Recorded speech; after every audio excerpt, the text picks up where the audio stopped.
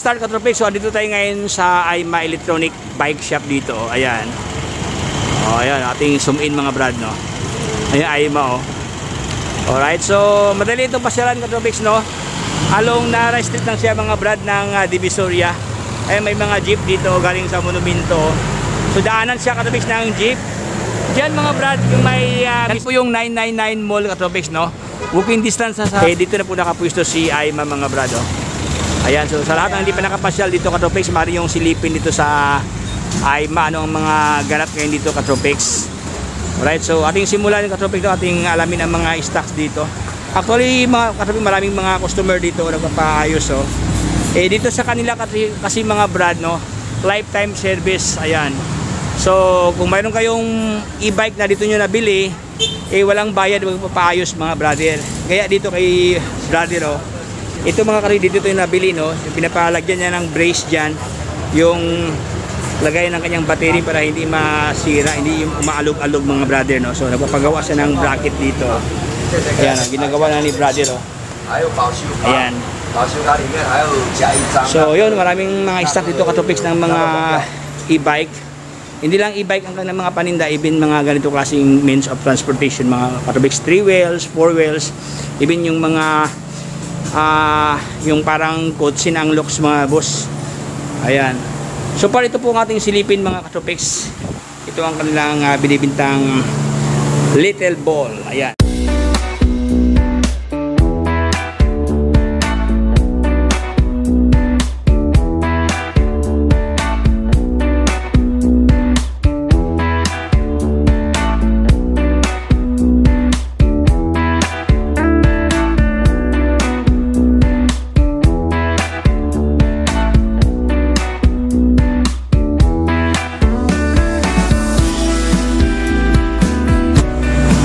Alright, so atin na pong simulan mga brad, atin na pong alamin ang kabuuang itsura po ni Little Ball. Ayan.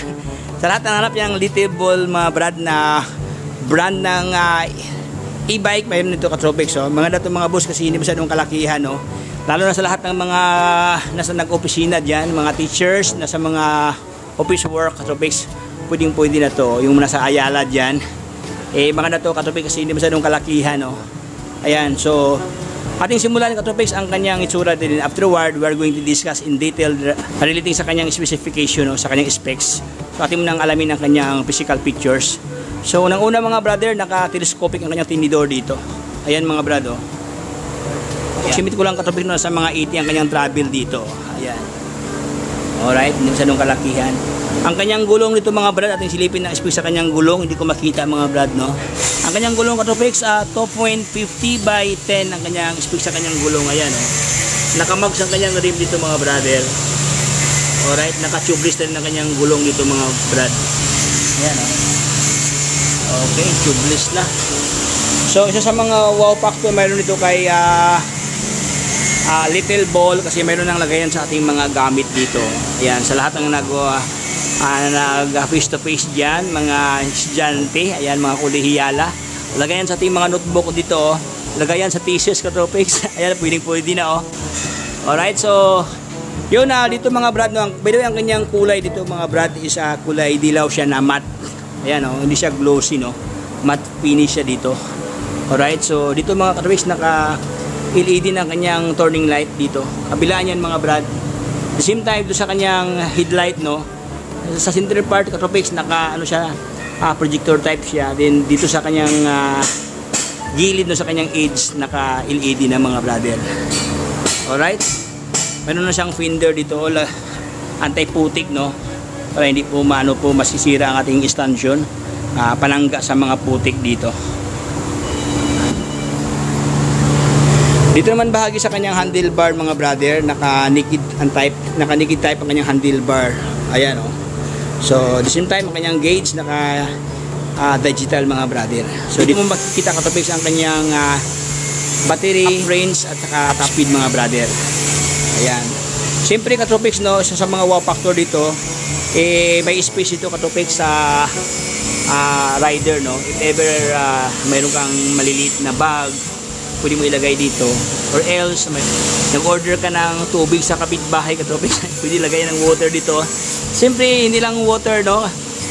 Mga dispenser. Kahit dalawang sakong bigas katopics, pwede dito. Kasi medyo malawak ang kanyang market board. Dito din nakapisto katopics ang kanyang battery, no? Ayan, dito po nakapisto ang kanyang battery. So far katopics, mayroon na siyang keyless dito. Ito ang kanyang mga remote control, katopics, remote alarm, no? Ayan, anti-thief, ayan, mayroon na dito mga brother. At the same time, mayroon siyang key dito. Ito ang kanyang key ignition sa kanyang battery mga brother, no, para mabuksan natin battery. Dito po siya nakapwesto. So dito rin mga katopics, mayroon siyang footrest dito. Ipo-fold mo lang siya, ayan. O ayan, o. At the same time mga katopics, no, dito rin bahagi, mayroon siyang pedal dito mga brad. Yung sa dito, no, mayroong pedal dito, o. Ayan. Yung pedal dyan, no, katopics, dito yan sa dito, no. Okay, may pedal dito. So kung gusto mo pedalan, pwede nyo lagyan ng pedal kasi mayroon siyang kadena dito mga brother, oh. Alright, so hindi ka matakot na maubusan ka ng battery mga brad, kasi makakaabot ka pa rin sa ating paruroonan kasi mayroong pedal dito, oh. So no worries, no.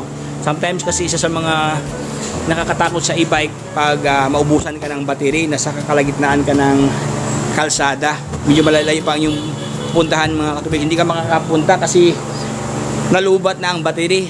Ito mga brother, pwede mo pedalan, no? Alright, so at the same time katopics, dito sa likuran may sakayan sa angkas. Ayan, makakasakay ating mga girlfriend dito mga brother. Mayroon rin footrest dito sa angkas, no? Ayan, no? Siyempre mayroon pang backrest dito mga brad para hindi po malaglang ating mga jowa katopics. Ayan. Ayan, no? So hindi masyadong kalakihan katopics, no? Alright, so dito rin bahagi mga katopics, mayroong fender dito, mayroon na siyang reflector para visible sa gabi, no? Ayan, at the same time mayroon ng brake light dito mga brad. Every time na mag-brake ka, pipreno ka, iilaw to mga brother. Ayan, no? So diyan po nakapwesto ang kanyang motor mga brad sa kanyang rear tire dito po. Ayan, no? Diyan po nakapwesto ang kanyang motor. Sa mga nagustuhan ko dito mga brother kasi dalawa ang kanyang shock, no? Ayan, no? Kabilaan meron ng shock, so hindi ka matatakot na matadtad if ever meron kang angkas kasi naka-dual ang kanyang shock. Ayan, no? Para magiging balance si katopics, no? Sometimes kasi pag isa lang kasi ang shock, may tendency mga brother na ano siya, gigiwang-giwang sa mga brother kasi isa lang ang shock. Well, this one equitable mga brother, equate siya, balance siya. Kumbaga isang stand dito sa kanyang likuran. At the same time, meron ring center stand mga brother, no? Dalawang kanyang stand dito mga brad. Dito bahagi stainless, meron pa dito mga sa kanyang center stand, no? Ganda to mga brad. Alright, so yun, ito ang kanyang kabuang itsura mga katopics, no? Hindi masyadong kataasan siya dito, hindi masyadong kalakihan. Pwede sa dalawang tao, pwede lagyan ng gamit dito. Alright, so ating simulan katopics sa kanyang specs mga brad. Ayan, so ating simulan katopics sa kanyang battery mga brother. Ang kanyang battery dito katopics, 48 volt, 12 ampere, 12 Ah. Alright, so ang kanyang battery dito naka lead acid mga brother, no? Then siyempre sa kanyang motor, 350 watts na siya dito mga brad. Hindi ba masyadong kalakihan pero 350 watts ang kanyang motor, no? Ang kanyang watts dito sa kanyang motor, 350 watts. Top speed dito katopics, nasa 30 km per hour ang kanyang top speed. While ang kanyang namang top range, 35 to 40 km ang kanyang top range bago siya malubat mga brother. So yun po ang kanyang top range. Alright, so ito na po ang kanyang kabuang itsura mga brother, oh. Ganda to mga katopics. So dito na tayo ngayon sa usapang presyuhan mga brother. So ang kanyang price to katopics mag-iiba-iba mga brother, no? So ating simulan sa kanyang SRP price katopics, no? Sa halagang 18,000 ang kanyang presyuhan nito katopics pag mayroong warranty, no? Ayan, kung may warranty, therefore, so wala ka nang babayaran if ever masira to katopics, mayroong iba paayos, so lifetime service mga brother. So yan po yung cover sa warranty. So sa halagang 18,000 pesos mga brother. Pero kung wala namang warranty, no, pag bili mo dito if ever masira, pwede ipapayo sa iba or whatever, so depende sa iyo mga brother. So ang kanyang halaga, halagang 15,000 pesos mga brad. So mayroong difference, no? 18,000 pag may warranty, 15,000 naman pag no warranty. So para naman sa lahat ng gustong mag-retail dyan, mag-reseller mga brother, Sa reseller naman mga brother, mag-iba rin ang kanyang presyuhan, no? Kung ikaw ay negosyante niya, gusto mo itong ibinta sa online Katopex, ang kanyang halaga dito mga brad sa halagang 12,500 pesos mga Katopex. Ayan, no? So 12,500 sa mga reseller, 15,000 pag walang warranty, 18,000 naman Katopex pag may warranty. Ayan, so if I were you Katopex, kung akong papipiliin, no, mas preferred ko yung 18,000 mga brother. Kasi meron na siyang warranty, no? Kasi covered na po sa warranty po yung free service mga brother. If ever masira ang itong motor or whatever, controller, dito sa kanila lifetime service mga brother. Ayan, no? So free services Katopex. So hanggang dito lang tayo Katopex, no? Hindi ko na pabain pang aking vlogs. By the way, siya po si Little Ball. Alright, so hanggang dito lang tayo Katopex. So hindi ko na pabain pang aking vlog. So if you have informed with my vlogs mga brad, so baka naman dyan, please consider to subscribe.